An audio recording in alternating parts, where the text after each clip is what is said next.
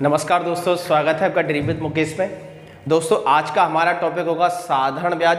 चूँकि हम लोग परसेंट प्रॉफिट लॉस को ख़त्म कर चुके हैं और लगभग सभी कॉन्सेप्ट को हम लोगों ने डिस्कस किया, विधिवत तरीके से डिस्कस किया।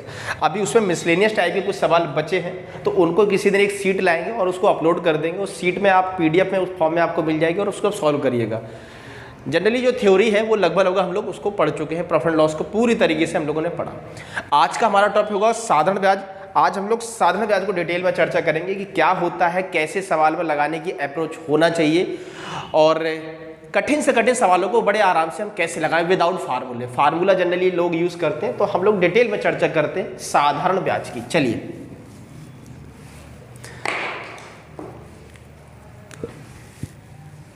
साधारण ब्याज बहुत इंटरेस्टिंग चैप्टर होगा। साधारण ब्याज आपको बहुत मजा आने वाला है। जुड़े रहिए चैनल से, और जो लोग नए हैं उनको आप सजेस्ट करिए कि आप इन चीज़ों को पढ़िए, चाहे नए हो चाहे पुराने हो, आपको नया सीखने को मिलेगा इन सब चीज़ों से। साधारण ब्याज को डिस्कस करते हैं जिसे हम लोग सिंपल इंटरेस्ट कहते हैं, और बोथ लैंग्वेज पढ़ेंगे हम लोग, मतलब बाइलिंगुअल होगा। हिंदी वाले भी समझ सकते, इंग्लिश वाले भी समझ सकते, तो लैंग्वेज का कोई भी हर्डल आपको नहीं होगा। चाहे आप इंग्लिश मीडियम हो चाहे हिंदी मीडियम हो, आप बड़े ईजिली आराम से इसको पढ़ सकते हैं। Simple interest.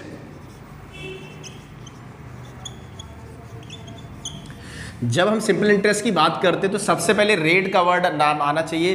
रेट क्या होता है, क्योंकि सब कुछ रेट है। अगर आप रेट को सही से सीख गए डील करना, तो पूरा सिंपल इंटरेस्ट आपके लिए बिल्कुल आसान हो जाएगा। तो सब कुछ रेट है, जिसे हम लोग हिंदी में कहते हैं दर। दर यानी कि जो भी दर आपको दी गई होगी, रेट ऑफ इंटरेस्ट दे रखा, सब कुछ रेट होता है। जनरली सिंपल इंटरेस्ट को सॉल्व करने के लिए किताबों में आपको सिंपल इंटरेस्ट SI बराबर एक फार्मूला मिल जाएगा, SI बराबर PRT/100। इसका यूज़ हम लोग करेंगे, लेकिन यदा कदा करेंगे। ऐसा नहीं कि हमेशा हम इसका हर एक सवाल में इसका यूज़ करेंगे, तो ऐसा नहीं। बहुत रियर केस में इसका यूज़ किया जाएगा, करेंगे जब जरूरत पड़ेगी बहुत ज़्यादा। तो इसको आप समझ लीजिए, SI मतलब सिंपल इंटरेस्ट, साधारण ब्याज बराबर प्रिंसिपल यानी कि मूलधन, ये दर और ये समय होगा, और इन तीनों का मल्टीपल करने पर बाय 100 करते हैं तो ये सिंपल इंटरेस्ट निकल के आ जाता है। समय, ठीक है। साधारण ब्याज बराबर मूलधन गुणा दर गुणा समय। अब थोड़ी सी और बात करते हो, रेट पे भी अभी डिटेल चर्चा करेंगे। उससे पहले कुछ इसकी वोकेबलरी सीख लीजिए सिंपल इंटरेस्ट को। जो इसमें बार टर्म्स यूज होंगे उनको थोड़ा सा एक बार सीख लीजिए। साधारण ब्याज जब भी हम पढ़ेंगे तो कुछ वर्ड आएंगे बार बार, जैसे मूलधन, तो इसके बारे में थोड़ी सी जनरल अंडरस्टैंडिंग होनी चाहिए कि क्या होता है, कैसे काम करता है। ब्याज और मिश्रधन, इसे हम लोग प्रिंसिपल कहते हैं।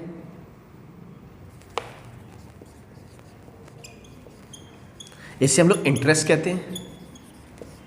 इसे हम लोग अमाउंट कहते हैं। चलिए, मिश्रधन होता क्या है? जब भी हम जो है किसी से पैसा लें या किसी को पैसा दें, तो जो धनराशि हम देते या लेते इनिशियल फॉर्म में, जब भी हम किसी व्यक्ति को शुरुआत में पैसा दें या किसी से पैसा लें, तो जो अमाउंट हम देते हैं या लेते हैं उसे हम लोग कहते हैं प्रिंसिपल, यानी कि मूलधन कहते हैं। अब जब आपने किसी को पैसा दिया, तो ऐसा नहीं वो आपका पैसा एग्जैक्ट ला के लौटा देगा। वो कुछ या तो बढ़ा के देगा या तो नहीं, बढ़ा के ही देगा, क्योंकि वो थोड़ा कि आप कम करके दे देंगे। तो पैसा कुछ बढ़ा के देगा। तो जो भी सरप्लस मिलता है, जो भी सरप्लस मिलेगा, यानी कि प्रिंसिपल के बाद जो भी सरप्लस मिलेगा, उसे हम लोग कहेंगे इंटरेस्ट, ब्याज कहेंगे। अब आप देखेंगे कि जैसे एक उदाहरण समझ लेते, जैसे हमने आपको 1000 रुपये दिया, 1000 रुपये दिया, कुछ समय बाद, 1 साल 2 साल बाद आपने पैसा हमारा रिटर्न किया, और इस बार पैसा आपने 500 रुपये प्लस करके दिया। तो ये 500 जो आपने सरप्लस दिया है, एक्स्ट्रा दिया, इसे कहेंगे ये ब्याज है, ये मूलधन है। जब आप बताइए, जब आपने हमें टोटल वापस किया, तो आपने ना 1000 दिया ना 500 दिया, आपने कुल जोड़कर हमें 1500 रुपये दिया। 1500 रुपये यानी 1500 दिया।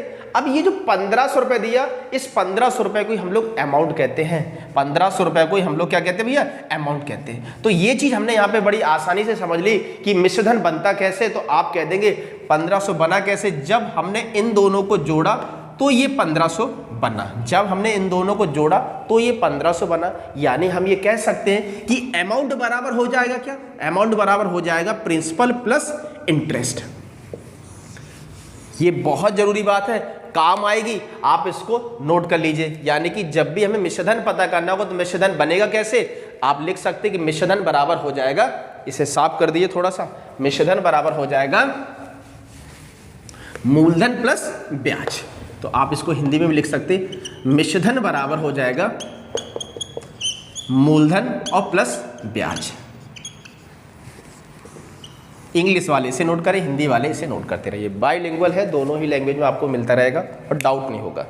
अब थोड़ी सी और आगे बात करते हैं। तो हमने यहाँ पे 3 चीजें समझ ली कि मूलधन क्या होता है, दिया गया पैसा या आप जो पैसा किसी से लेते हैं उसे हम लोग प्रिंसिपल कहते हैं इनिशियल फॉर्म में। जब वो पैसा हम लोग वापस करते हैं, कुछ सरप्लस देते हैं, जो सरप्लस आप देते हैं उसे हम लोग इंटरेस्ट कहते हैं, और होल वैल्यू को जो हम लोग कहते हैं उसे कहते हैं अमाउंट।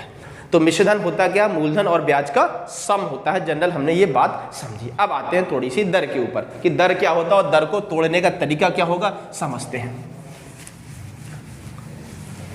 जब भी सवाल में आपको रेट, देखिए मोस्ट प्रोबेबली मान के चलिए कि 90% केस में सवालों में आपको इंटरेस्ट देगा। अगर ब्याज की दर सवाल में मिल जाए तो सवाल को लगाना बेहद आसान हो जाएगा, एकदम आसान हो जाए, क्विकली सवालों को लगाया जा सकता है। अब हम लोग दर के बारे में डिस्कस करते हैं कि दर होती कैसे, कैसे काम करती। लेट आप मानिए चलिए कि ब्याज की दर को 90% केस में, फिर से एक बार रिपीट करें इस बात को, 90% केस में ये बात फॉलो होगी। जहां जहां सवाल आएगा, बड़े बड़े सवालों को सॉल्व करने के लिए हम लोग इस चीज का यूज करेंगे, तो कैलकुलेशन बहुत छोटी छोटी होती चली जाएगी। इस कंडीशन को फॉलो कैसे करते हैं समझते हैं। जैसे आपसे कहते हैं कि R% की ब्याज दर दे रखी है, R% की ब्याज दर दे रखी है, तो जब भी R% को आप ब्रेक करेंगे, R% ब्याज दर है तो आप लिखेंगे R और परसेंट हटाएंगे तो बाई 100 आ जाएगा। जब किसी ब्याज दर को आप उसे फ्रैक्शन फॉर्म में लिखेंगे तो जो न्यूमरेटर और डिनोमिनेटर जो आएंगे उनको पढ़ने का तरीका क्या होगा, हमेशा नीचे जो लिखा होगा वो फिक्स है, वो मूलधन रहेगा, और ऊपर जो आया वो आ जाएगा 1 ईयर का इंटरेस्ट, 1 साल का ब्याज आ जाएगा निकल के, 1 साल का ब्याज आ जाएगा। ये स्टैंडर्ड वैल्यू है, ऐसे ही काम करेंगी। आप इस बात को नोट कर लीजिए। अगर हम आपसे कहते हैं 20%, तो 20% को 1/5 कहेंगे, हम कहेंगे 5 रुपए का मूलधन है और 1 साल का ब्याज जो होगा ऊपर वाला होगा वो 1 रुपए का होगा। तो आप कह देंगे 100 रुपए पर R% का 1 साल का ब्याज है, कोई डाउट नहीं होना चाहिए, इस बात को आप नोट कर लीजिए। अब थोड़ी थोड़ी और रेट पे डिजिट की फॉर्म में आते हैं। ये तो स्टैंडर्ड वैल्यू हम लोगों ने लिख ली जिससे याद रखा जा सके। R/100 लिख के आता है, जब भी फ्रैक्शन को तोड़ेंगे तो नीचे आएगा प्रिंसिपल और ऊपर जो लिखा होगा वो 1 साल का ब्याज होगा। आते हैं और आगे। अब सवालों में जनरली जो ऐसे डिजिट यूज की जाती, इस तरीके डिजिट यूज की जाएंगी। पहली जो क्लास ये इंट्रोडक्शन वाली है ये बेसिक क्लास है। अभी हो सकता है आज की क्लास में सवाल बहुत कम से कम डिस्कस किए जाए, लेकिन आज कंसेप्ट डिस्कस कर लेंगे। जब आज की क्लास कंफर्म होगी तो आने वाली जो भी अभी 6-7 क्लास बनेगी सिंपल इंटरेस्ट पर, वो बहुत कंफर्ट जोन में आप पढ़ पाएंगे। और अगर आज का डाउट रह जाएगा तो हो सकता है आगे दिक्कत हो। तो जिस व्यक्ति को दिक्कत हो बार बार वीडियो देखिए, और फिर भी दिक्कत हो रही तो ऑफलाइन क्लास में आके मिलिए और डिस्कस करिए चीजों को। लेकिन सीखना है ये क्योंकि बिल्कुल सरल टॉपिक है, पेपर में बहुत आता है और ये फ्री के नंबर है। अगर आप इन चीजों को करना सीख जाएंगे तो ये नंबर आपको मार्जिन दिला सकते हो वहां पर, और आता है पेपर में CISI खूब आराम से। बात करते हैं, अगर आपसे कहते हैं 20% की दर से, एक बार लिख दें 40% दर से, फिर यहां लिख दे 33 सही 1/3% की दर से, यहां लिख दे 16 सही 2/3% की दर से। अब अगर इस टाइप की फ्रैक्शन सवालों में जनरली देखने को मिलेंगे 20%, 40%, 33 से 1/3, 16 से 2/3। अब हमें क्या करना है, कभी भी फ्रैक्शन दे दे तो अब तुरंत ही सबसे पहला काम होगा कि इसकी फ्रैक्शन वैल्यू को तोड़ लें। तो 20% को हम 1/5 कह सकते, 40% को 2/5 कह सकते, 33 से 1/3 को 1/3 कह सकते और 16 से 2/3 को 1/6 कह सकते। परसेंट की पहली क्लास फ्रैक्शन वैल्यू को कैसे तोड़ते हैं, ठीक है। आगे आते हैं थोड़ा सा। अब आप देखेंगे 5 रुपए का जो है इसमें मूलधन है और 1 रुपए इसका 1 साल का ब्याज है, 1 साल का ब्याज है। हम आपसे पूछ लें कि बताइए 9 साल का मिश्रधन, 9 साल का मिश्रधन हमने आपसे पूछा, दोनों ही केस में हम आपसे पूछ रहे हैं 9 साल का मिश्रधन बताइए। तो कैसे बताएंगे, आप पहले तो एक चीज बताइए, मिश्रधन का मतलब क्या होता है। मिश्रधन का मतलब जनरली यही होता है कि मूलधन और ब्याज। अगर आपसे कहते हैं 3 साल का मिश्रधन तो आप कह देंगे सर मूलधन होगा और 3 साल का ब्याज उसके अंदर और ऐड कर देंगे। 9 साल का मिश्रधन कहते हैं तो उसके अंदर होगा क्या, मूलधन होगा और 9 साल का ब्याज होगा, क्योंकि 9 साल का मूलधन नहीं होता है, मूलधन फिक्स होता है, मूलधन जो है वो फिक्स होगा, ब्याज बदलता रहता है। अगर 2 साल का मिश्रधन कहें तो 2 साल का ब्याज आ जाए, क्योंकि मिश्रधन बराबर होता क्या है, मूलधन और ब्याज का सम होता है। अब आप ये कहेंगे 9 साल का, हो सकता है ये बातें शुरुआत में आपको अटपटी लगें, लेकिन जब आपकी स्पीड बहुत आ जाएगी तो हम गारंटी के साथ कह रहे हैं भाई साहब सवालों को बहुत तेजी से लगा पाएंगे। समझिए, 5 रुपए का मूलधन और 1 रुपए 1 साल का ब्याज है। अगर 1 साल का ब्याज 1 रुपए है तो सवाल में 9 साल का मिश्रण बताना, हम इसमें 9 से गुणा कर सकते हैं। 9 साल का ब्याज 9 रुपए बन जाएगा और 5 रुपये मूलधन का, 9 और 5 जोड़ दे तो कितना आ जाएगा, 14 रुपए जो है 9 साल का मूलधन बन जाएगा। ठीक है, कोई डाउट नहीं। आगे आते हैं, जैसे इस पर सवाल में कह रहा है 2/5 लिखा है और हमें 9 साल का मिश्रण सेट करना हो, तो आप कह देंगे 9 से गुणा इसमें भी कर देंगे, 9 दूनी 18, 8 5 13 यानी 23 रुपए का इसी तरह मिश्रण बन जाएगा। मान लीजिए यहाँ पर सवालों को हम आपसे कह दें 11 साल का SI बता दो। अब 11 साल का SI कहते तो 1 साल का 1 रुपए है, 11 साल का क्या हो जाएगा, 11 से मल्टीपल कर दीजिए, ये 11 रुपए बन जाएगा। ये डिजिट बनाना सीख लीजिए। आप आपसे कहते हैं 11 साल इसमें, तो 11 से इसमें गुणा कर देंगे, ये कितना आ जाएगा, 11 रुपए आ जाएगा। ये चीज़ें समझ में आ रही होंगी, उम्मीद है आपको। थोड़ा सा और एक्सप्लोर करते हैं इन चीज़ों को, और क्योंकि यही साधारण ब्याज है, दरअसल सवाल लगाना बेहद सरल हो जाएंगे अगर इन चीज़ों को आप समझ लेंगे अच्छे से। चलिए, जैसे आपसे कह दें 12.5% SI यानी साधारण ब्याज की दर से, SI की दर से 5 साल का मिश्रण, 5 साल का मिश्रण,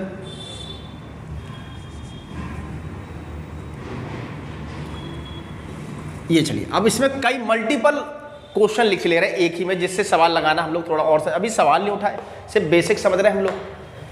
12.5% की साधारण ब्याज की दर है। आपसे कह दें 9 साल का, 9 की जगह क्योंकि 2-3 सवाल में यूज कर चुके, 5 साल का ब्याज, 14 साल का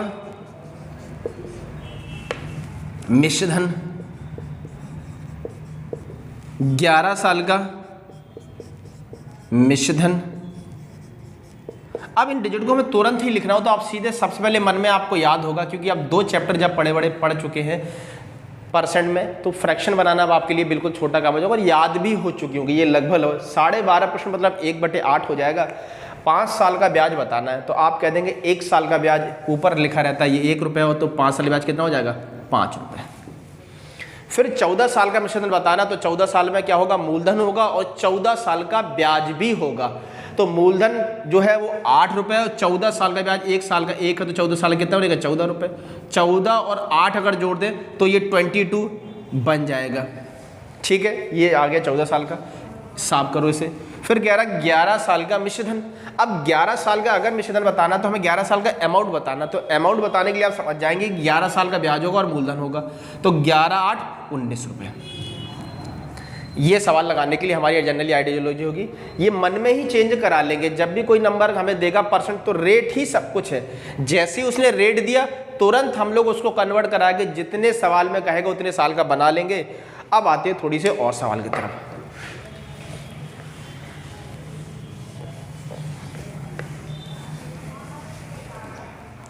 अब जैसे एक सवाल लिख रहे हैं भैया और उसको समझने की कोशिश करेंगे। जैसे आपसे कहते हैं कोई धन साधारण ब्याज की दर से, साधारण ब्याज की कोई धन, ऐसा कहिए कोई धन 33.1/3% साधारण ब्याज की दर से 5 वर्ष में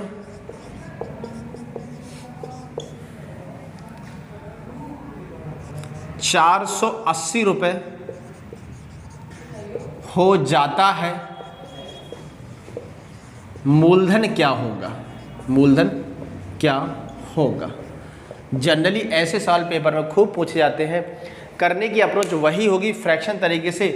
33.1/3% का मतलब 1/3 निकलेगा। रेट जैसे ही दे दे आप उसे फ्रैक्शन में तोड़ के लिख दें। फिर आपसे कह रहा है कि 5 साल में इतने रुपए हो जाता है या हो जाती है। अब यहाँ पे एक चीज़ और याद रख ली, कभी भी सवाल में हो जाती वर्ड यूज़ कर दे तो इस हो जाती वर्ड का या हो जाता है, इसका मतलब होता है अमाउंट से, यानी कि ये हमें मिश्रधन की बात कर रहा है, यानी कि ये जो हमें दे रखा है 480 रुपये, ये मिश्रधन है। तो सवाल में हम फ्रैक्शन के फॉर्म में भी मिश्रधन बना लेंगे। अगर आपको देखें तो आप बताइए 5 साल का मिश्रधन बनाना है, होगा क्या कि 5 साल का ब्याज होगा और मूलधन होगा। 1 साल का ब्याज 1 रुपये है, 1 साल का ब्याज 1 रुपये है, 5 साल का ब्याज कितना बनेगा 5 रुपये, 5 साल का ब्याज 5 रुपये बनेगा। अब आप देखेंगे 5 रुपये जो है ब्याज का और 3 रुपये मूलधन का अगर हम जोड़ दें तो 8 यूनिट बन जाएगा, यानी 8x बन जाएगा। सवाल का जो ब्याज है मिश्रधन है जो वो कितना है भैया 480। इन दोनों ही जगह x है, लेकिन हम लिखेंगे नहीं, लास्ट में एक बार लिखेंगे और सीधे गुणा करके आंसर बताएंगे। 8 से ये से काटे कितनी बार कट जाएगा 60 बार कट जाएगा। अगर ये 60 बार कटा है फिर आपसे जो चीज़ पूछे उसमें आप जाके सीधे इस यूनिट का जो है गुणा कर देंगे। अब आपसे कह रहा है कि मूलधन कितना है, तो मूलधन हमने कितना माना था, ये 3 रुपये मानते हैं। हमेशा जो नीचे लिखा होता है उसी को मूलधन कहते हैं। जैसे ही 6 का 3 के साथ गुणा करेंगे तो ये 180 आ जाएगा, निकल के 63 जा 180। हम कह देंगे इस केस में इसका जो मूलधन होगा वो कितना होगा 80 रुपये होगा। सवाल बदल दे, हम आपसे कहते हैं बताइए 11 साल में 11 वर्ष में 11 वर्ष में कितना होगा। अब 11 वर्ष में अगर कितना होगा, अगर ये बात पूछ ले तो आप कैसे कंसीडर करेंगे, तो आप सीधे सीधे कहेंगे सर 11 वर्ष में कितना होगा। आप इसे पहले फॉर्म में बना लीजिए अपने, क्योंकि यूनिट का मान तो यहाँ आ चुका है, 1 यूनिट का मान कितना 60। 11 वर्ष में कितना होगा ये बात हमें पता करनी है। तो 1 साल में 1 रुपये होता है, तो 11 साल में 11 रुपये तो ये ब्याज मिलेगा और 3 रुपये जो है मूलधन का होगा। अगर 11 और 3 को हम जोड़ दें तो कितना हो जाएगा 14 यूनिट हो जाएगा। अब 14 यूनिट का मान बताना, इस 60 का इस 14 यूनिट के साथ गुणा कर दो तो तुरंत इसका भी आंसर आ जाएगा। तो ये आ जाएगा कितना भाई साहब 684, 840 आंसर हम दे सकते हैं। उम्मीद है आपको समझ आ रही हो। अगर हम आपसे कहते हैं कि 5 साल का ब्याज बता दो तो 5 साल के बाद सीधे हम कह देंगे 5 में बन रहा है, इस 60 का 5 के साथ गुणा कर देंगे, सवाल का आंसर यहाँ पे हम दे सकते हैं जितना बनेगा। बात आ रही क्लियर। तो जब भी हम लोग फ्रैक्शन की सिंपल इंटरेस्ट की बात करेंगे, सिंपल इंटरेस्ट में सब कुछ रेट ऑफ इंटरेस्ट है। अगर रेट ऑफ इंटरेस्ट आपको मिल जाए तो आप सवाल को तुरंत काट पीट को छोटा कर दे लेंगे और उसकी फ्रैक्शन वैल्यू पता कर लेंगे। जो भी फ्रैक्शन वैल्यू निकल के आएगी उसमें 3 रुपए जो भी नीचे लिखा होगा वो हमेशा मूलधन कहलाएगा, ऊपर जो लिखा है वो 1 साल का ब्याज कहलाएगा। फिर जितने साल का ब्याज या जितने साल का मिश्रधन सवाल में हमें देगा उतने साल का हम अपनी सुविधा अनुसार उसको बना लेंगे और सवाल का आंसर आएगा। अब जैसे इसी क्रम में ये तो जैसे हमने एक मन का सवाल लिखा, एक पेपर वाले सवाल को सॉल्व करके देखते हैं कि कैसे सवाल को पूछा जाता है। चलिए जल्दी से एक सवाल को डिस्कस करते, याद रखिएगा लेकिन इस बात को।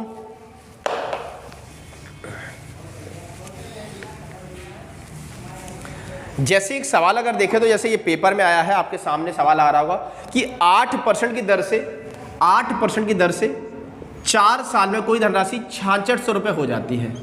यानी ये हमें अमाउंट दे रखा है, ये हमें मिश्रधन दे रखा है और आपसे पूछा गया है कि कौन सा धन, यानी कि प्रिंसिपल पूछा गया, फाइंड द प्रिंसिपल की वैल्यू पूछी गई है। आप बताइए 8% को आप छोटा कर दीजिए, 8% को अगर हम छोटा कर दें तो 8% छोटा करके कितना कह सकते हैं 2/25। 8% की जो फ्रैक्शन वैल्यू बनेगी वो 2/25 बनेगी। हम ये कह सकते हैं इसमें कि 25 रुपये का मूलधन है और 1 साल का ब्याज 2 रुपये है और हमें बनाना है 4 वर्ष का मिश्रधन। तो 1 साल का 2 रुपये है, 4 साल का बनेगा 4 से गुणा करके 8 रुपये का ब्याज बन जाएगा, लेकिन हमें दे रहा मिश्रधन यानी कि अमाउंट दे रहा। तो मिश्रधन अगर सवाल में दे रहा है तो मिश्रधन हम भी बना लेंगे। मिश्रधन बनाने के लिए बस इतना सा काम करना होता है कि जो ब्याज है उसको भी लाके जोड़ देते हैं। तो 25 रुपये का मूलधन और 8 रुपये का ब्याज, 25 और 8 जोड़ दें तो आ जाएगा 33 यूनिट का मान हमने बना लिया। सवाल में कह रहा है ये 6600 है, सवाल का मिश्रधन और हम अपना मिश्रधन बराबर कर देंगे। 33 से काटे तो ये 2 टाइम कट जाएगा, ये आ जाएगा 200। 1 यूनिट का मान 200 आ चुका है। अब आपसे मूलधन पूछ रहा था कौन सा धन, तो आप बताइए धन के लिए हम इसके साथ गुणा कर दें। 25 दूनी 50 और ये 2 जीरो, 5000 रुपये हम बता सकते हैं सवाल में। तो जनरल अप्रोच क्या होगी, फ्रैक्शन को तोड़ के छोटा करेंगे, हमें लिखने। अब क्या ये सवाल में हमें लिखना पड़ेगा? बिल्कुल लिखना पड़ेगा। सवाल बस इतना सा लगना था। और ये बात भी अगर आप बहुत अच्छी प्रैक्टिस में तो ये मान मन में कैलकुलेट करा सकते हैं, ऐसा नहीं आपको लिखना ही पड़े, आप मन में ही करा सकते हो। 2 रुपये 1 साल का ब्याज है और हमें 4 साल बनाना तो 8 रुपये हो जाएगा, और फ्रैक्शन के नीचे कितना आएगा 25 रुपये, 25 8 जोड़ दे तुरंत 33 आ जाएगा, और ये आप तुरंत बता सकते हैं। एक और सवाल से इसे समझते हैं, और आप इसे लगाने के लिए बड़े आराम से लगा सकते हैं, बस फ्रैक्शन वैल्यू कन्वर्ट कराना जान लें। जैसे आपके सामने सवाल आ रहा होगा 12.5% एसआई की दर से, 12.5% मतलब 1/8, 12.5% एसआई दर से 4 साल का ब्याज 900 रुपये है, मूलधन कितना होगा। अब देखिए आपको कह रहा है 4 साल का ब्याज जो है वो 900 रुपये है, और मूलधन पूछ रहा, आप बताओ भैया 12.5 को जब 1/8 बोलते हैं तो ये मूलधन होता है, और ये 1 साल का ब्याज होता है, 1 ईयर का इंटरेस्ट होता है। 1 साल का ब्याज अगर 1 रुपये है, वो सवाल में कह रहा है कितने साल का भैया, 4 साल का, तो 4 साल के लिए हम इसमें गुणा किससे कर दें, 4 यूनिट से कर दें। 4 साल में ये 720 रुपये का ब्याज देता, और हमें 4x का ब्याज मिल रहा। हम दोनों को बराबर कर देंगे, तो 4 एकम 4 और 4 अट्ठे 32, 18 बार ये कट जाएगा, और आपसे मूलधन बताने के लिए आप इसका गुणा इसके साथ करेंगे। 18 अट्ठे 144 और 1 जीरो, यानी हम कह देंगे 1440 रुपये क्या होगा इसमें भैया, मूलधन होगा। बात समझ में आ रही होगी, सब कुछ फ्रैक्शन पे चल रहा। 4 साल का ब्याज कह रहा था, 1 साल का ब्याज 1 रुपये है, तो 4 साल का ब्याज कितना बन जाएगा भैया, 4 रुपये बन जाएगा। 4 साल के बाद ये भी है और ये भी ब्याज है, दोनों ब्याज हैं, बस लिखने के अंतर है, ये यूनिट के फॉर्म में, ये डिजिट के फॉर्म में, लेकिन है तो ब्याज, तो बराबर कर देते हैं जब ब्याज बराबर ब्याज। और इसे मैं 1 यूनिट का मान पता कर लेते हैं, फिर जितने यूनिट की वैल्यू आपसे पूछे उसमें जाकर इसका गुना कर देते हैं, ठीक है। और आगे आते हैं सवालों पर। तो जनरल सवालों को हम इसी तरीके से लगाएंगे, जब 1 साल का, 2 साल का, 3 साल का मिसधन या ब्याज कहेगा, आप उसकी फ्रैक्शन वैल्यू को काट के छोटा कर लीजिए, और जो फ्रैक्शन वैल्यू कट के छोटी हो जाए उसका जितने साल में वो कन्वर्ट कराना चाहता है उतने साल में उससे गुना कर देंगे, ठीक है। अब थोड़ी और बातों को डिस्कस करते हैं। चूंकि हम लोग अब सिंपल इंटरेस्ट पढ़ रहे हैं, तो उसी क्रम में हम लोग थोड़ा जब आगे बढ़ेंगे तो अब हमें मन में कैलकुलेशन कराने की जरूरत पड़ेगी। जैसे कि अब कोई अमाउंट दे रखा हो 1400, 1500, उसका 10%, 20%, 5%, 21%, ये कैसे सब मन में किया जाए जिससे लिखने की जरूरत हमें कम से कम पड़े। तो उसके लिए हम लोग थोड़ी सी बात यहाँ पर डिस्कस करते हैं। जैसे आपसे कहते हैं कि 500 रुपये है किसी व्यक्ति के पास, इस 500 रुपये के हमें कई परसेंट पता करना। जैसे आपसे कहते हैं 10, 1%, 5%, 10%, 20%, 50%, तो कैसे हमारा वो अप्रोच होगी कि हम मन में करा लें। जनरली इन फ्रैक्शनों का यूज बार बार होगा। अगर कभी में 45% बनाना तो हम समझ जाएंगे, हमारे पास ऑप्शन ही होगा कि 10-10 के पेयर बना के 4 बार कर लो, या 20-20 के 2 बार बना लो, अलग से जाके उसमें 5% जोड़ दो तो 45 बन जाएगा। तो क्या अप्रोच होगी कि हम इन नंबरों को बहुत फास्टली कैलकुलेट करा पाएं जिससे हमें समय बिल्कुल ज़्यादा ना लगे। तो करते हैं इसमें राइट अप्रोच क्या होनी चाहिए। किसी भी नंबर का अगर आपको 1% पता करना है तो आपकी अप्रोच ये होनी चाहिए कि आपको उसमें 100 से भाग लगाना है। अगर 1% आपको पता करना है तो आपको हमेशा ध्यान रखना है कि जो भी नंबर दे रखा है उसमें 100 से भाग करना है, हमेशा 100 से भाग करना है। आप बताओ 1% के लिए 100 से भाग करना याद है। अगर इसका 1% करें 100 से भाग करने पर देखेंगे ये 0, 2 जीरो कट जाएंगी, ये कितना आ जाएगा, 5 रुपये आ जाएगा। अब अगर मान लीजिए आपको 1498 का 1% पता करना है तो आपको हमने अभी जस्ट सिखाया है कि आपको 100 से भाग कर देना। 100 से भाग कर दे तो बताओ 2 अंक बाद दशमलव लग जाएगी क्या। जिस व्यक्ति को जानकारी नहीं है वो लोग यहाँ थोड़ा समझ लीजिए। जब भी 100 से भाग लगाएंगे तो इसमें 2 जीरो है तो ये 2 अंक बाद दशमलव लग जाएगी। अगर इसमें 3 जीरो होती तो ये 3 अंक बाद दशमलव लग जाता है, ठीक है। सीधा सीधा कैलकुलेशन रहेगा। तो अगर हमें इसका 1% पता करना तो हम लोग क्या करेंगे, इसमें 100 से भाग लगा देंगे। अब और आते हैं तो इसको याद रख लेंगे और जब भी थोड़ी थोड़ी कैलकुलेशन करेंगे तो याद हो जाएंगी। 100 से डिवाइड करेंगे तो 100 से डिवाइड करेंगे, डिवाइड बाई 100 कर देंगे, ठीक है। अगर 5% की बात करें तो जो भी अभी 5% थोड़ा 10 पे आ जाओ पहले आप। 10 देखिए 1% पता करने के लिए हम 100 से भाग कर रहे थे। जब हम 10% पता करेंगे तो हम लोग जो डिवाइड करेंगे वो भाग करेंगे 10 से। याद रखना, अगर हमें किसी व्यक्ति को 10% पता करना तो 10% के लिए भाग किससे करेगा, वो 10 से भाग करेगा। बस 1% का याद रख लेना, 1% के लिए जब भी भाग करेंगे तो हम 100 से भाग करेंगे, 10% के लिए 10 से ही भाग कर देंगे, ठीक है। अब जैसे कि हमें इसका 10% पता करना है, तो इसमें 10 से भाग लगा दें, 10 से भाग लगा दें, जीरो कट जाएगी, ये कितना आ जाएगा 50 रुपये। जब किसी धनराशि का आपको 10% पता लग जाए तो 5% पता करना बहुत ईजी होता है, आप उसका आधा कर दीजिए। अगर 10% का भी आधा कर दें तो ये 5% आ जाएगा। 10% 25 है तो 5% कितना आ जाएगा, सॉरी 10% 50 है तो 5% कितना आ जाएगा 25 आ जाएगा। और अभी ये तो सरल डिजिट है तो आप मन से भी करा लेंगे, लेकिन बड़ी डिजिट में ये सब चीज़ें बड़ी काम आती हैं, ठीक है। अब 20% पता करना, तो 10 से जैसे आधा करने पर 5 मिल रहा था, अगर 10 का हम डबल कर दें, 10 का हम डबल कर दें तो ये 20% बन जाएगा। 50 का डबल कर दो कितना आ जाएगा 100।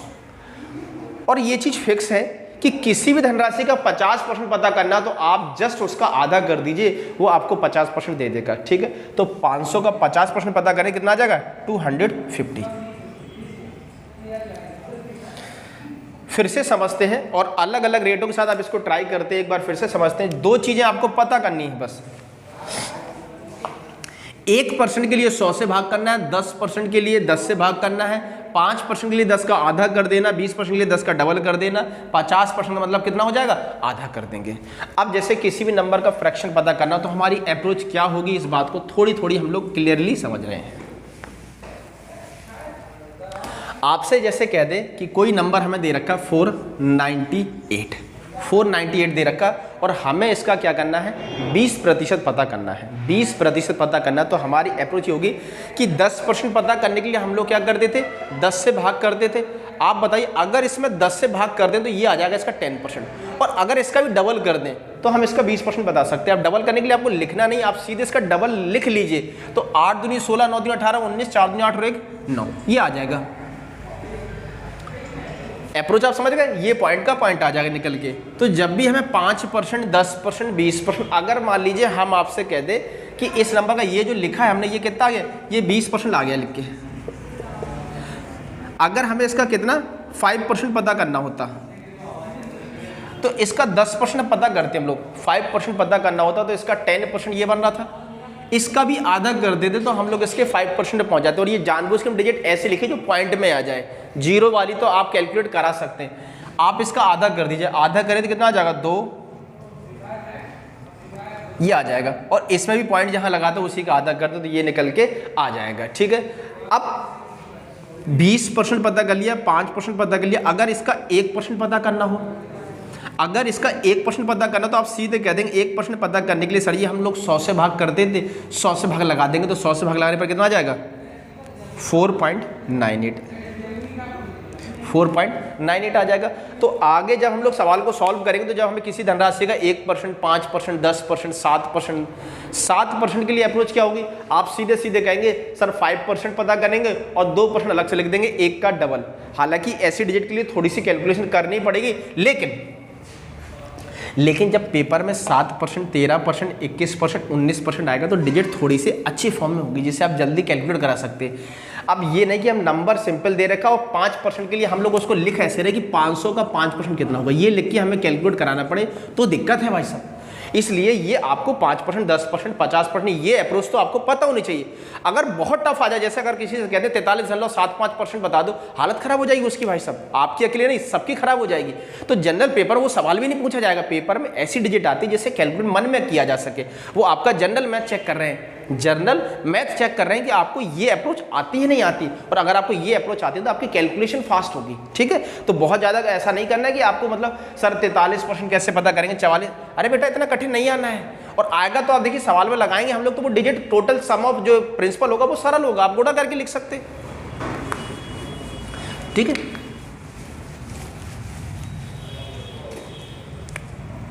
अब जब हमने 1%, 5%, 10% सीखने में कैपेबल हो गए तो अब आज की क्लास को यहीं विराम देंगे। अभी हमने क्लास को जस्ट शुरू भी नहीं किया, ढंग से शुरू भी नहीं किया। अभी जस्ट हम लोगों ने उसकी एक वोकैबुलरी समझी और हल्का सा एक डेमो लिया है। अब आने वाली क्लास में हम लोग इसको डिटेल में समझेंगे। आज के लिए इतना ही रखेंगे, शेष कल देखेंगे। धन्यवाद।